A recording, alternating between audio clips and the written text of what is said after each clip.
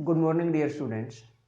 Dear student, electrostatics में last lecture में हमने कंटिन्यूस चार्ज डिस्ट्रीब्यूशन के बारे में पढ़ा था। आज हम उसी कंसेप्ट पे दो केसेस में, जिसमें कि दोनों ही केसेस में चार्ज कंटिन्यूसली डिस्ट्रीब्यूट है, लेकिन इन दोनों केसेस में फर्क ये है कि यहाँ एक लाइन के अलोंग है, मतलब वन डायमेंशनली एक एक्सिस के अलोंग चार्ज डिस्ट्रीब्यूट है यूनिफॉर्मली और कॉन्टिन्यूसली, और सेकंड केस में यहां एक एरिया में चार्ज यूनिफॉर्मली डिस्ट्रीब्यूट है। सो इस कॉन्टिन्यूस चार्ज डिस्ट्रीब्यूशन के कारण हम दोनों ही केसेस में एक पॉइंट पे इलेक्ट्रिक फील्ड इंटेंसिटी निकालेंगे। सो वन बाय वन हम देखते हैं कि दोनों केसेस में कैसे निकालेंगे। इस लाइन के अलोंग, इस जेड एक्सिस के अलोंग हमने कहा कि पॉजिटिव चार्ज यूनिफॉर्मली डिस्ट्रीब्यूट है। ये पॉजिटिव चार्ज हो गया है। अगर यहां चार्ज एक एक्सिस, एक लाइन के अलोंग डिस्ट्रीब्यूट है, तो यहां हम लीनियर चार्ज डेंसिटी इंट्रोड्यूस कराएंगे, और इसमें कहता है कि lambda is the linear charge density, मतलब एक यूनिट लेंथ में कितना चार्ज है इस लाइन पे, उसकी वैल्यू हमें पता है, वो है लैम्बडा। बस इसको यहां तक आप ध्यान रखिए। अब इस पॉइंट P पे हमें इस पॉजिटिव चार्ज के कारण इलेक्ट्रिक फील्ड इंटेंसिटी निकालनी है। अब यहां इलेक्ट्रिक फील्ड इंटेंसिटी कैसे निकाल पाएंगे, क्योंकि यहां हर चार्ज की डिस्टेंस इस पॉइंट से अलग अलग है। अगर इस चार्ज की देखें, यहां जो चार्ज होगा उस चार्ज की डिस्टेंस ये है, यहां जो चार्ज है उस चार्ज की ये है, यहां जो चार्ज होगा उस चार्ज की ये डिस्टेंस है।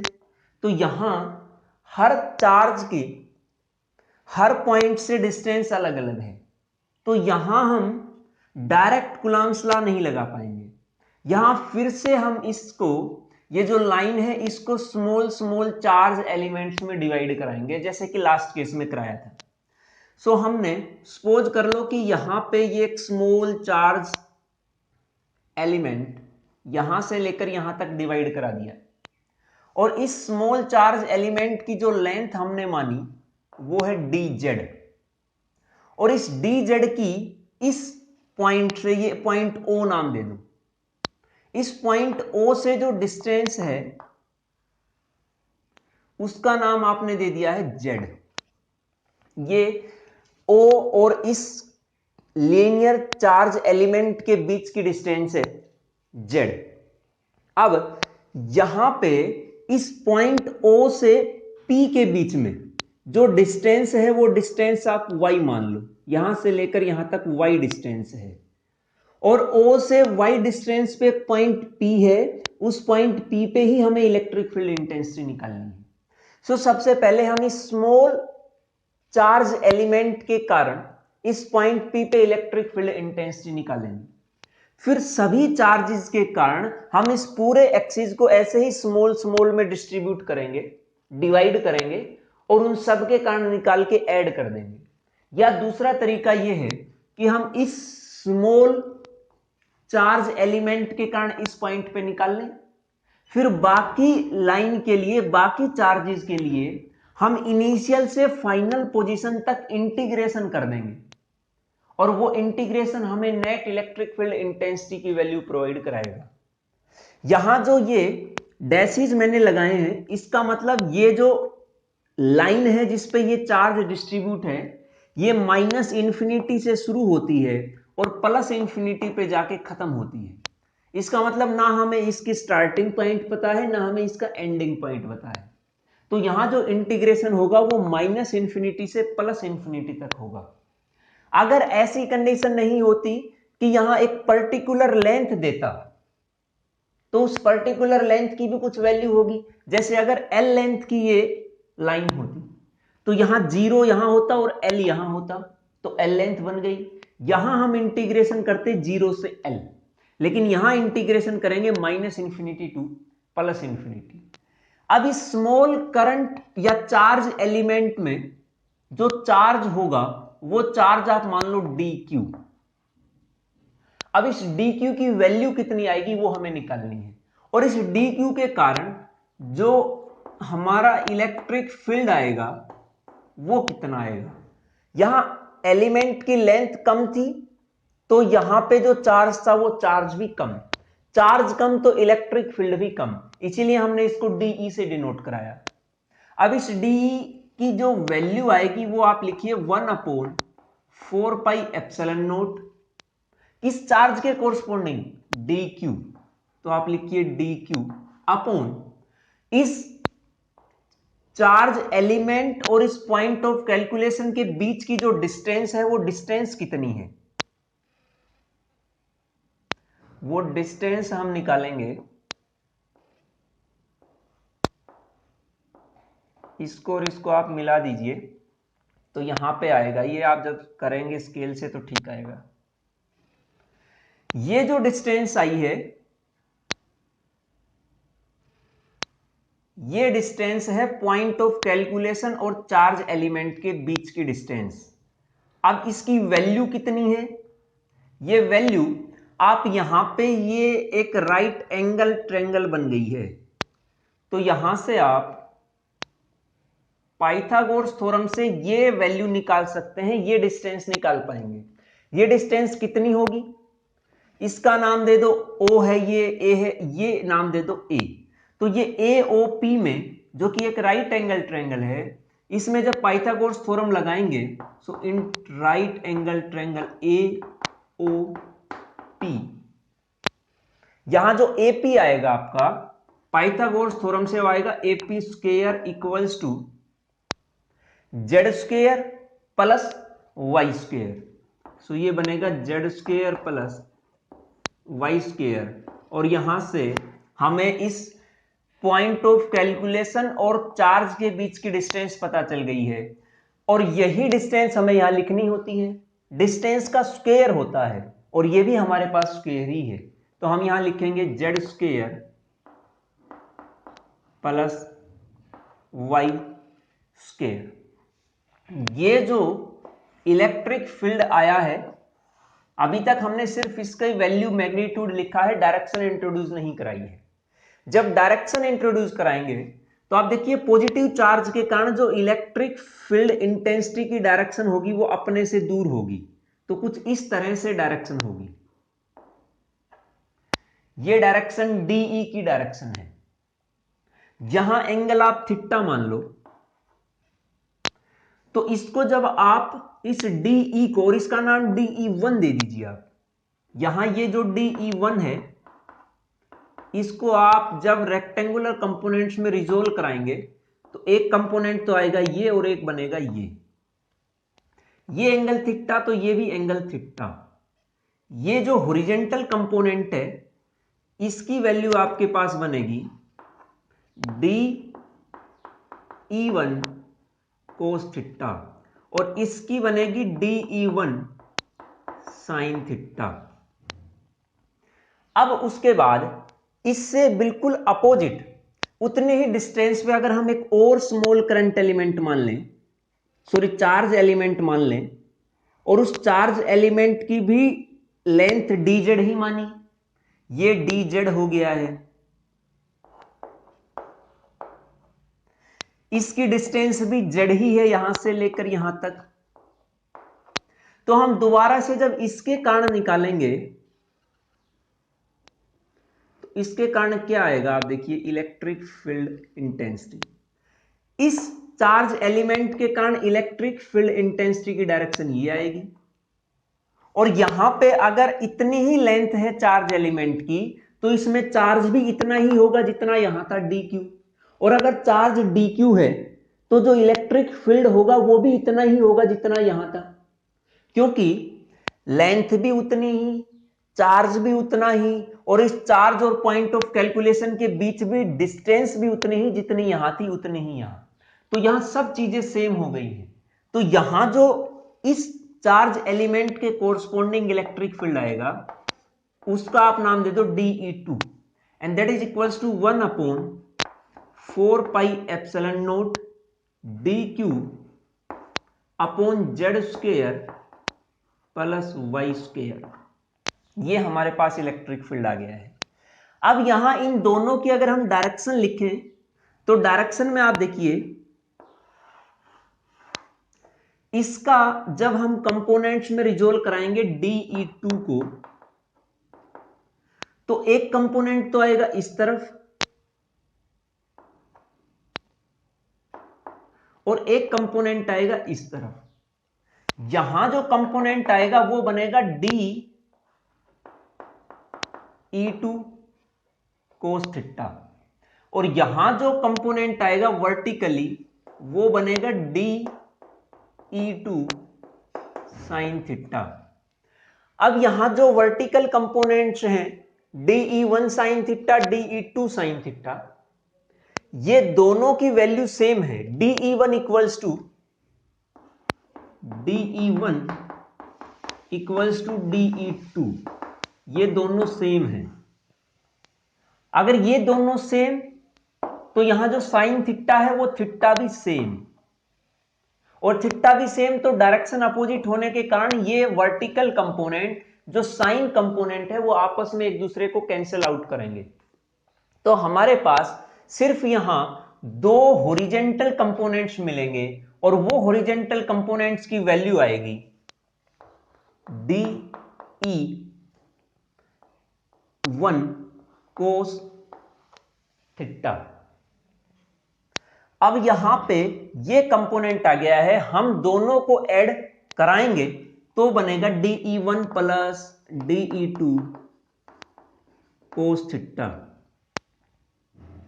अब यहां से ये दोनों वैल्यू सेम है, ये नेट इलेक्ट्रिक फील्ड आपके पास आएगा इन दो स्मॉल चार्ज एलिमेंट के कारण।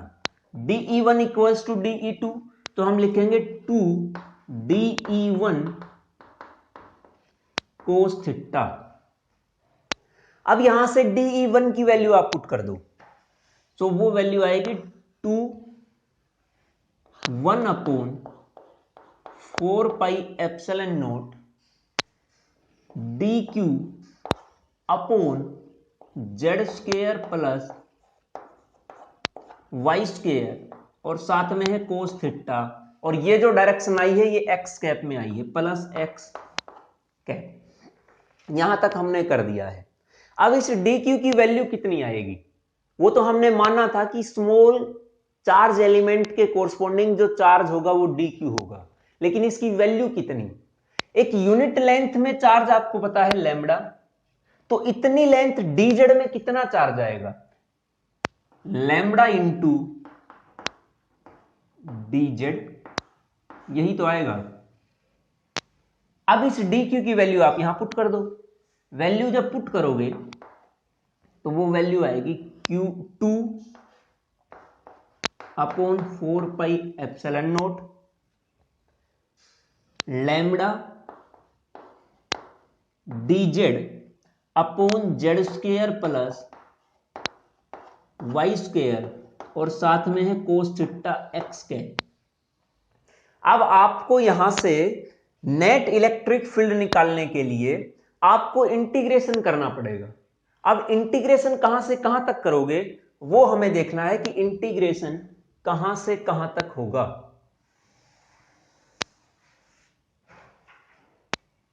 देखिए हमने यहां लिखा था DE1 इक्वल्स टू DE2 और DQ equals to lambda dz।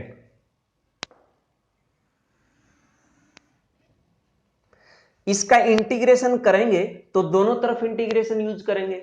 इस तरफ DE की जगह तो हमारे पास बचेगा E, and this is the net electric field intensity और total electric field intensity due to whole charge which is distributed along this z axis. So E की जो वैल्यू हमारे पास आएगी E इक्वल्स टू 2/4πε0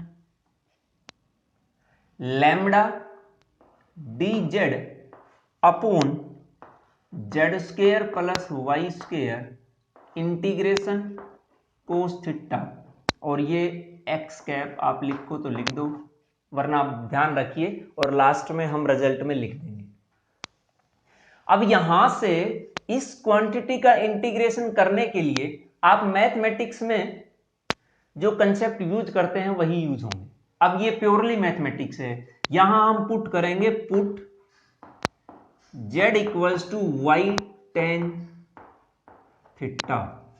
जब हम इस z का थीटा के रेस्पेक्ट में डिफरेंशिएशन करेंगे तो ये आएगा y secant square theta. dz की वैल्यू यहां से आएगी y secant square theta D theta. इस dz की वैल्यू आप यहां पुट कर दो और इस z की वैल्यू यहां पुट कर दो। यहां से हमारे पास आएगा E equals to 2 lambda upon 4 pi epsilon naught y secant square theta D theta upon z की जगह था y square tan square theta plus y square common ले लो तो यहां 1 बच जाएगा। ये 1 प्लस टेन स्क्वायर थीटा आपको पता है ये क्वांटिटी होती है हमारी 2 lambda upon 4 pi epsilon not integration y, और y से ये एक y कैंसिल आउट तो नीचे बचेगा 1 upon y secant square theta, और यहां साथ में कोस थीटा भी चल रहा है, upon secant square theta cos theta D theta. Secant square से secant square cancel out, cos theta हमारे पास बच गया है 2 lambda upon 4 pi epsilon naught y integration cos theta D theta. जब आप यहां से इंटीग्रेशन करेंगे कोस थीटा का तो वो आएगा 2 lambda upon 4 pi epsilon naught y minus sine theta. यहां तक हम पहुंच गए हैं। अब यहां जो आप लिमिट्स पुट करेंगे वो लिमिट्स कितनी पुट करेंगे यहां पे वो हमें देखना होगा। यहां पे जब आप लिमिट पुट करोगे तो यहां से देखिए लिमिट थी हमारी माइनस इंफिनिटी से प्लस इंफिनिटी, लेकिन यहां हमने जब एक तो ये ले लिया है और एक ये ले लिया है, इन दोनों को हमने ऐड किया तो 2 से पहले ही मल्टीप्लाई कर चुके हैं। तो यहां जो लिमिट हम लेते वो माइनस इंफिनिटी से प्लस इंफिनिटी नहीं, वो लिमिट हम लेते 0 से इंफिनिटी तक। यहां जो लिमिट आती वो आती 0 से इंफिनिटी तक। लेकिन यहां पे जैसे ही हमने ये वैल्यूज पुट की तो उसके कोरस्पॉन्डिंग जो लिमिट्स हैं वो लिमिट्स चेंज होंगी। आपने मैथमेटिक्स में लिमिट्स भी चेंज की होंगी। यहां जब आप देखिए जब आप z की वैल्यू 0 पुट करेंगे तो 0 equals to y tan theta, और y यहां आएगा तो 0 बनेगा। टेन थीटा इक्वल्स टू 0 कितने पे बनेगा? टेन थीटा 0 बनता है हमारा साइन और थीटा इक्वल्स टू 0 पे। यहां टेन थीटा इक्वल्स टू 0, इसका मतलब थीटा इक्वल्स टू 0 डिग्री। जो आपका टेन 0 बनता है वो 0 डिग्री पे बनता है। तो यहां पे जो 0 के कोरस्पॉन्डिंग लिमिट आई थीटा की वो आई 0 डिग्री, तो यहां हम पुट करेंगे 0। लेकिन मैक्सिमम लिमिट जो थी वो थी इंफिनिटी। इंफिनिटी में अब क्या पुट करेंगे? जब यहां z की जगह हम इंफिनिटी पुट करेंगे,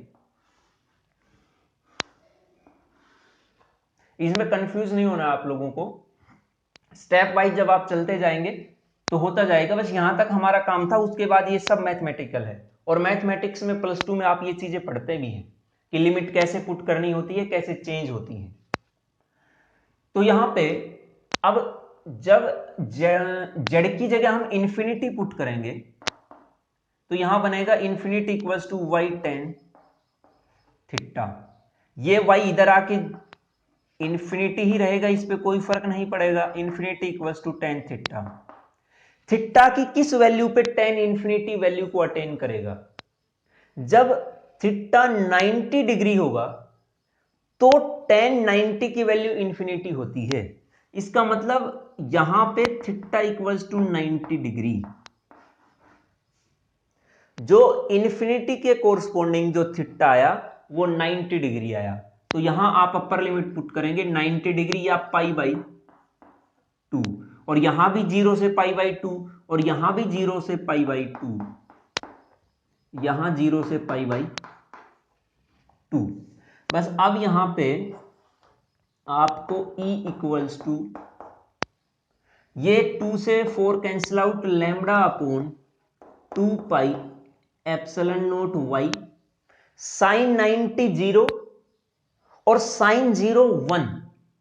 लेकिन यहां जब आप लिमिट पुट करेंगे तो ये आएगा साइन 90 तो 0 बन गया, माइनस साइन 0 1, और साथ में एक माइनस और है तो यहां ये माइनस माइनस प्लस बनेगा। हमारे पास नेट इलेक्ट्रिक फील्ड इंटेंसिटी की वैल्यू आई lambda upon 2 pi epsilon naught y, और डायरेक्शन है एक्स या सॉरी वाई कैप। ये जो वाई एक्सिस हमने लिया है इसमें आप वाई कैप ही मानिए, एक्स मत मानिए। ये आपके पास नेट इलेक्ट्रिक फील्ड इंटेंसिटी की वैल्यू आ गई है due to this uniform line charge. और इसमें हमने वैसे ही किया था जैसे कॉन्टिन्यूस चार्ज डिस्ट्रीब्यूशन में बोला था कि स्मॉल स्मॉल एलिमेंट्स में डिवाइड करेंगे, और डिवाइड करते हुए हम यहां इंटीग्रेशन की मदद से नेट इलेक्ट्रिक फील्ड इंटेंसिटी निकाल देंगे। सेकंड है डिस्क ऑफ चार्ज। ये एक डिस्क है जैसा कि मैंने बताया था प्लेट की तरह, उस पूरे डिस्क में पॉजिटिव चार्ज यूनिफॉर्मली डिस्ट्रीब्यूट है, यहां भी हर जगह। तो मैं दिखा नहीं रहा हूं ताकि ये जो डायग्राम है वो ज्यादा कॉम्प्लिकेटेड ना हो, बस इसे आप ध्यान रखिए और अज्यूम कर लीजिए। इस डिस्क की जो रेडियस है वो रेडियस है हमारे पास r। सो अब यहां पे जो चार्ज डिस्ट्रीब्यूट है वो चार्ज डिस्ट्रीब्यूट एक एरिया में है। कितना चार्ज डिस्ट्रीब्यूट होगा हमें पता है, सिग्मा इज दी एरिया और surface charge density, surface charge density मतलब चार्ज पर यूनिट एरिया। सिग्मा की वैल्यू ये होती है। अब यहां पे जो पूरा एरिया है वो एरिया तो है हमारे पास, चार्ज इस पूरे एरिया में आप अज्यूम कर लो Q है, और जो एरिया है इसका इस पूरे रीजन का उसकी वैल्यू है पाई आर स्क्वायर। ये तो आपको पता ही है, आर रेडियस है तो pi are square. So sigma is the surface charge density and its value is sigma equals to Q upon pi are square. This is the surface charge density. अब हमें यहां इस पे भी, इस डिस्क के कारण इस पॉइंट P पे जिसकी डिस्टेंस इस डिस्क के सेंटर से Z है, इस Z डिस्टेंस के पॉइंट P पे हमें इलेक्ट्रिक फील्ड इंटेंसिटी निकालनी है। कैसे निकालेंगे? फिर से हम इस डिस्क को स्मॉल एरिया में डिवाइड कराएंगे, और जब स्मॉल एरिया में हम डिवाइड कराएंगे तो मान लो कि यहां पे हमने इस स्मॉल एरिया में इसको डिवाइड करा दिया है। इस स्मॉल एरिया की यहां से लेकर यहां तक जो डिस्टेंस है वो डिस्टेंस W मान लो, और ये जो थिकनेस है इसकी ये आप DW मान लो। ये जो आई है आपकी ये है DW। अब इस रीजन का जो एरिया बनेगा वो एरिया हमारे पास कितना आएगा? एरिया में दो डायमेंशन होते हैं, मतलब दो लेंथ होनी चाहिए, यहां भी हम दो ही लेंथ लेंगे। तो यहां जो बनेगा वो आप ये मत सोचना कि यहां पाई आर स्क्वायर था तो यहां पाई डब्ल्यू स्क्वायर बनेगा, यहां पाई डब्ल्यू स्क्वायर नहीं बनेगा, यहां बनेगा 2 पाई डब्ल्यू, एक लेंथ तो ये आ गई और दूसरी ये डी डब्ल्यू। ये जो आपका एरिया बना है ये स्मॉल एरिया है, और इस स्मॉल एरिया में जो चार्ज होगा वो चार्ज भी स्मॉल ही होगा। सो उस चार्ज की वैल्यू कितनी आएगी? मान लो इस स्मॉल एरिया में चार्ज था आपका डी क्यू, तो डी क्यू की वैल्यू कितनी आएगी? यहां से जिस तरह हमने यहां निकाला था डी क्यू की वैल्यू, वैसे ही ये रहा, वैसे ही हमें यहां भी डी क्यू की वैल्यू निकालनी है। आपको यह पता है कि पाई आर स्क्वायर में चार्ज है क्यू, एक यूनिट एरिया में है q upon pi are square, और इसको हमने नाम दिया सिग्मा। इस 2 पाई डब्ल्यू डी डब्ल्यू में कितना चार्ज होगा? इस सिग्मा से इसको मल्टीप्लाई करा दीजिए, 2 पाई डब्ल्यू डी डब्ल्यू और इक्वल्स टू डी क्यू। इस स्मॉल एरिया में हमें चार्ज पता चल गया है। इस स्मॉल एरिया की जो डिस्टेंस है यहां से, वो डिस्टेंस आप मान लो, डिस्टेंस जो आएगी वो कितनी आएगी? यहां से फिर से पीओ और इसका नाम ए दे दो, ये एओपी फिर से एक राइट एंगल ट्रायंगल, और इसमें ये जो डिस्टेंस आएगी AP, this is equals to Z square plus W square और इसका अंडर रूट। अब हमें यहां चार्ज भी पता है, इस चार्ज की डिस्टेंस भी पता है, तो इस चार्ज के कोरस्पॉन्डिंग हम इलेक्ट्रिक फील्ड इंटेंसिटी निकालते हैं। वो कितना आएगी? वो आएगी DE equals to 1/4 pi epsilon naught D q, और ये डी क्यू जो इस रीजन इस एरिया में डिस्ट्रीब्यूट था, इस एरिया की डिस्टेंस है Z square plus W square. जब स्क्वायर करेंगे तो अंडर रूट हट जाएगा। यहां से आप डी क्यू की वैल्यू पुट करिए, जब डी क्यू की वैल्यू आप पुट करेंगे तो वो बनेगा 1/4 pi epsilon naught, D Q है हमारा sigma 2 pi W D W upon Z square plus W square. यहां जो हमने अभी इलेक्ट्रिक फील्ड लिखा है, सिर्फ इस इलेक्ट्रिक फील्ड की हमें मैग्नीट्यूड और वैल्यू लिखा है, इसी अभी से हमने इसकी जो डायरेक्शन है वो डायरेक्शन नहीं बताई है। अगर डायरेक्शन हम बताएंगे तो डायरेक्शन क्या आएगी? ये जो डायरेक्शन आएगी इसकी डायरेक्शन फिर से ऐसे ही आएगी, पॉजिटिव चार्ज था तो अपने से दूर होगी, तो ये इसकी डायरेक्शन। यहां जो एंगल है वो एंगल थीटा, ये भी एंगल थीटा, तो ये भी एंगल थीटा। इसको फिर से आप डिवाइड कराओगे तो एक कंपोनेंट तो इस तरफ और एक कंपोनेंट इस तरफ। सिमिलरली इससे अपोजिट इस तरफ भी जब आप लोगे तो यहां भी एक ये जो डायरेक्शन आएगी इसके लिए ये आएगी, इस कंपोनेंट के लिए यहां से जब आप निकालोगे तो इसको जब आप डिवाइड कराओगे कंपोनेंट्स में, तो एक कंपोनेंट तो ये बनेगा, एक कंपोनेंट ये बनेगा, तो ये दोनों साइन वाले फिर से कैंसिल आउट करेंगे, जहां सिर्फ थीटा का कंपोनेंट बचेगा, कोस थीटा का कंपोनेंट बचेगा। तो यहां मैं लिख रहा हूं साथ में कोस थीटा। अब इस कोस थीटा की और जो डायरेक्शन आई है वो आप लिख दो जेड कैप। कोस थीटा की वैल्यू आप पुट कर दीजिए, इस राइट एंगल ट्रायंगल से फिर से कोस थीटा की वैल्यू आप निकालिए। कोस थीटा आएगा हमारे पास बेस अपॉन हाइपोटेन्यूज। बेस कितना होगा? थीटा के सामने जो होता है वो तो आपका बनता है परपेंडिकुलर, तो बेस तो हो गया है जेड और हाइपोटेन्यूज हो गया है Z square plus W square.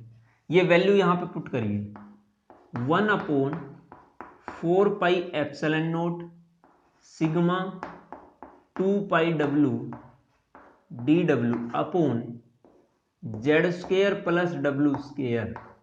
एक पावर तो इसकी थी और हाफ पावर इसकी आएगी, तो यहां बनेगा 3/2 और साथ में ऊपर जेड भी बचता है तो वो हमने जेड लिख दिया और डायरेक्शन भी है जेड कैप।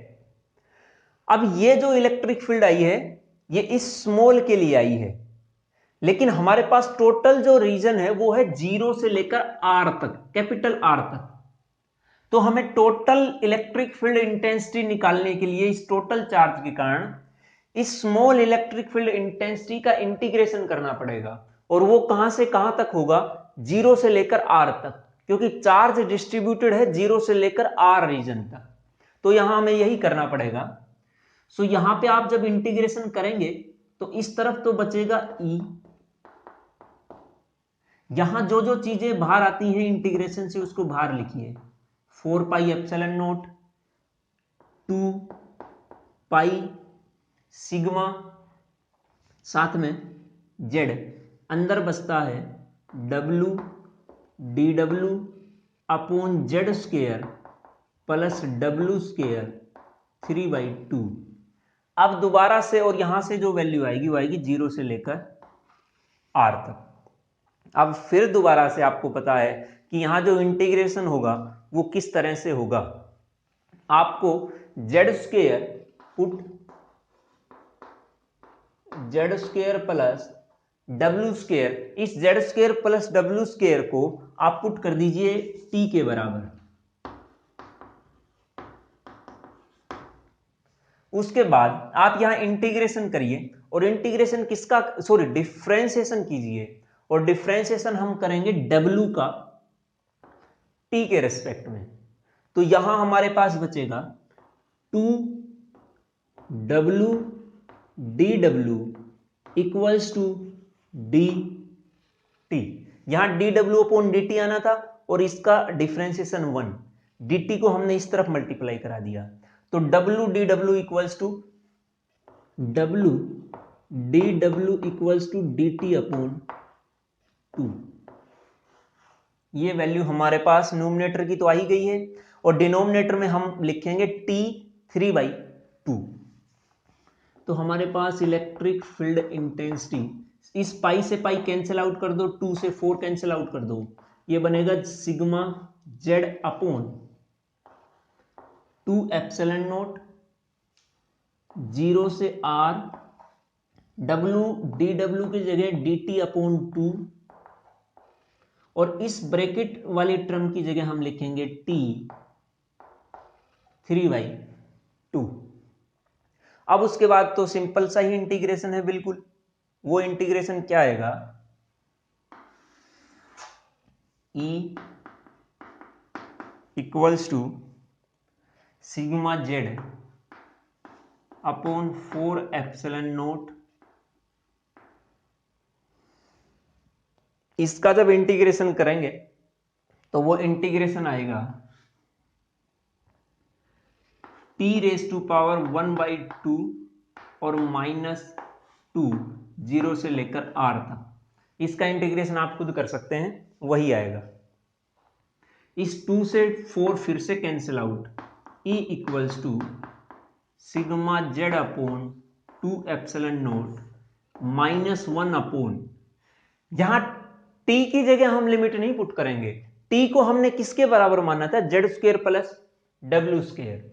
तो यहां पे जो W है वो जाएगा 0 से लेकर R तक। तो पहले हम दोबारा से इस T को चेंज कराएंगे इनसे। So T equals to Z square plus W square, और पावर 1/2 थी तो हमने यहां अंडर रूट लगा दिया और ये बना 0 से R। बस आप सिंपली आप लिमिट पुट करते चलिए, आंसर आपके पास आएगा sigma z upon 2 epsilon naught. R जब पुट करेंगे तो -1 अपॉन, यहां हमारे पास आएगा z square plus r square, क्योंकि डब्ल्यू की जगह पुट करना है, जेड की जगह नहीं, क्योंकि जेड तो यहां फिक्स है, चाहे यहां एरिया मान लो, यहां मान लो, यहां मान लो, सबके लिए जेड फिक्स रहेगा, क्योंकि ये ऐसे रखी हुई है रिंग। रिंग ऐसे रखी हुई है और ऐसे है जेड, तो रिंग के हर रीजन से यहां तक मान लो ये जेड तो फिक्स है, लेकिन जो डब्लू है वो डब्लू आपका यहां सेंटर से लेकर यहां तक चला है, तो वो मैक्सिमम चलेगा आर तक और मिनिमम था 0, तो डब्लू के लिए हम लिमिट पुट करेंगे 0 से आर। तो यहां पे डब्लू की जगह हमने आर पुट कर दिया और यहां पे माइनस लोअर लिमिट, एक माइनस यहां एक माइनस साथ में भी है इसके, जब लोअर लिमिट हम पुट करेंगे तो माइनस माइनस प्लस बनेगा 1 अपॉन डब्लू की जगह यहां है 0 और यहां 0 तो सिर्फ अंडर रूट जेड स्क्वायर बचेगा, इसको हम लिख सकते हैं जेड। अब इस जेड को आप अंदर मल्टीप्लाई करा दो,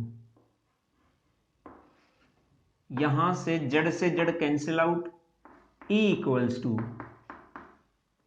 sigma upon 2 epsilon naught 1 minus z upon Z square plus r square, और इसकी डायरेक्शन है z cap. This is the net electric field intensity due to disc of charge at a point P। हो सकता है थोड़ा सा मुश्किल हो, लेकिन एक बार आप इसको देख के खुद करने की कोशिश करोगे तो कंसेप्ट क्लियर होते जाएंगे। ये कुछ वैसा ही है जैसा आपने 11th में मोमेंट ऑफ इनर्शिया निकाला था, यहां मोमेंट ऑफ इनर्शिया की जगह हमें इलेक्ट्रिक फील्ड निकालना है, बस इतना ही फर्क है। और ये जो हमने इस लाइन चार्ज के लिए, इस इनफाइनाइट लाइन चार्ज के लिए इलेक्ट्रिक फील्ड निकाला और इतना सब कुछ करना पड़ा, तब जाके ये एक्सप्रेशन आई, ये हमने कूलॉम्स लॉ से निकाले हैं। कूलॉम्स लॉ ही देता है हमें E equals to Q upon 4 pi epsilon naught R square. तो यहां तक हमने सिर्फ कूलॉम्स लॉ किया है।